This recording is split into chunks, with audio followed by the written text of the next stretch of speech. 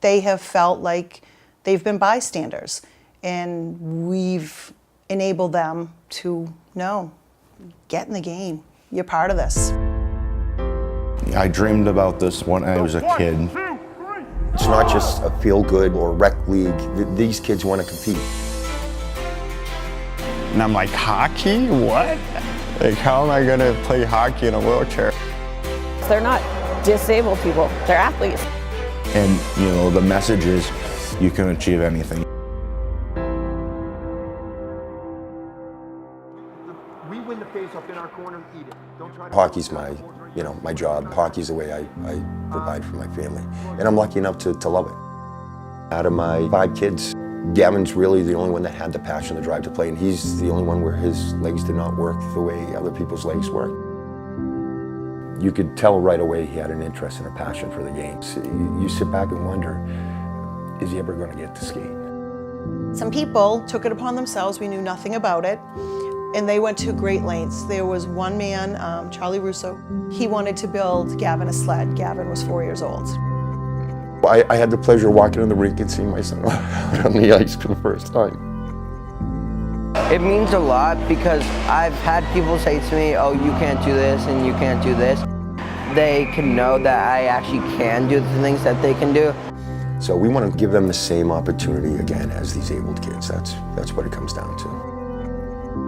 Loved sports his whole life. First word was ball.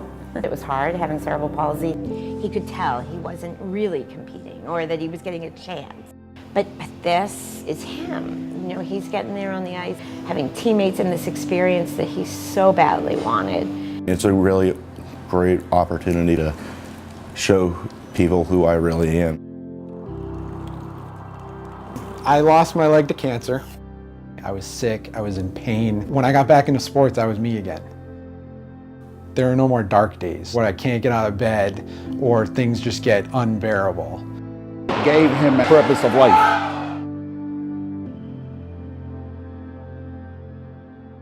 I lived in Brazil, ended up, you know, being caught up in some bad things. In a moment in my life, I was shot in the head right here, 2 times in the back and 1 kind of entering through here. Here's a kid that never would have got involved in stand-up hockey, sled hockey. To see where he came from, you know, he could have sat in a corner, felt sorry for himself, made mistakes, but it turned his life around. If I could be in a sled all day, I'd do it.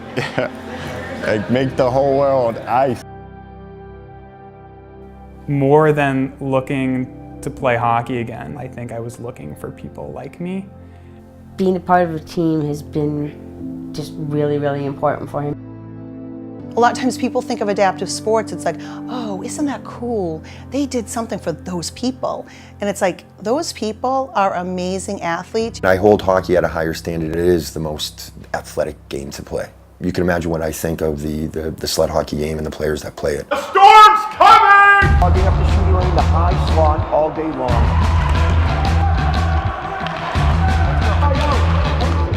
The name of the organization is Include, Compete, Empower Adaptive Sports.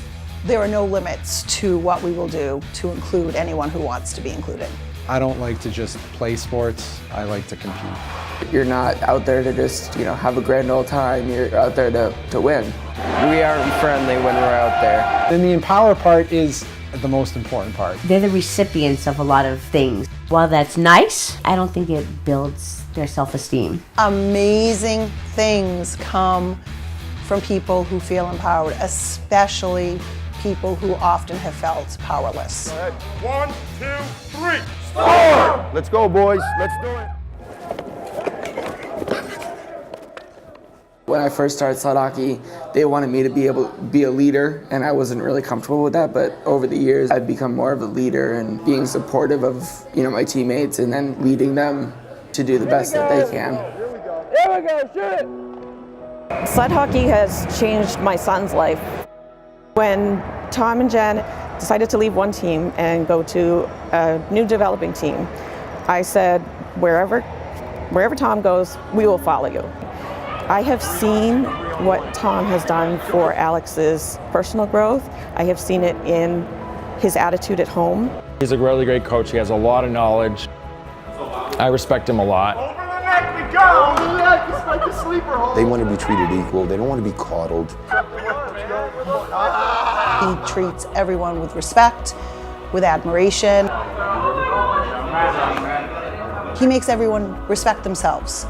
All right, you guys are family here. Let's stick together. Let's go I out. found out yesterday that the Fords do not have a handicap placard. When they're like, other people need it more. They're just those people.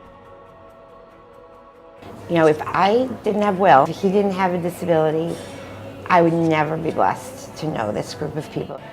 I marvel at the mix of all of us and our really different backgrounds and ages and abilities, and yet we all get together and have the best freaking time. I feel like those two are my sisters. We laugh and joke and try. It's a place that you finally get to exhale. They get the exhaustion, the medical scares, and the medical trips, and the long driving. Sometimes you don't even stop, like, to think, who am I and what am I doing and what means something to me. And I find so much happiness and pleasure being able to help other people achieve their dreams. What can I say? Like, I'm just so grateful. You know, they're amazing people, and what they do is amazing. If I could still run or skate standing up, I would keep playing sled hockey because of the respect that I've gained for the sport and the people who play it. The biggest thing is to reach people like me and bring them in and be like a savior, you know, like sport was to me.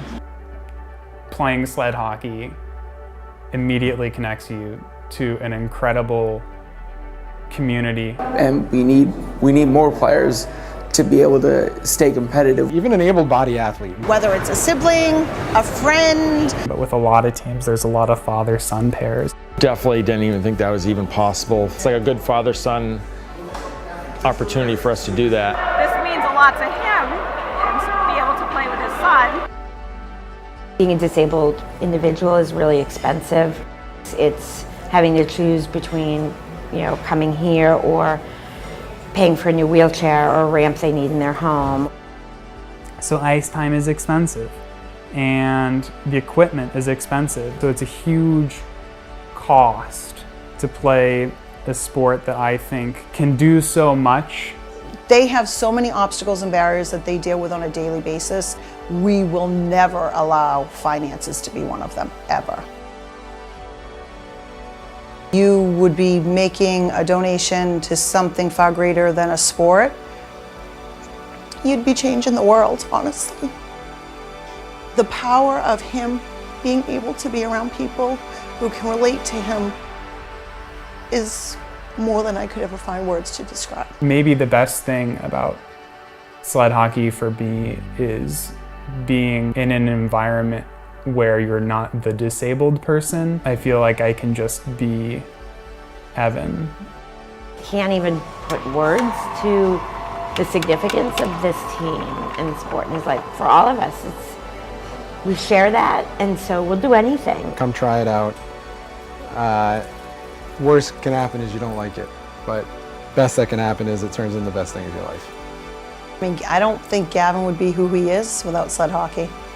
I wouldn't be who I am.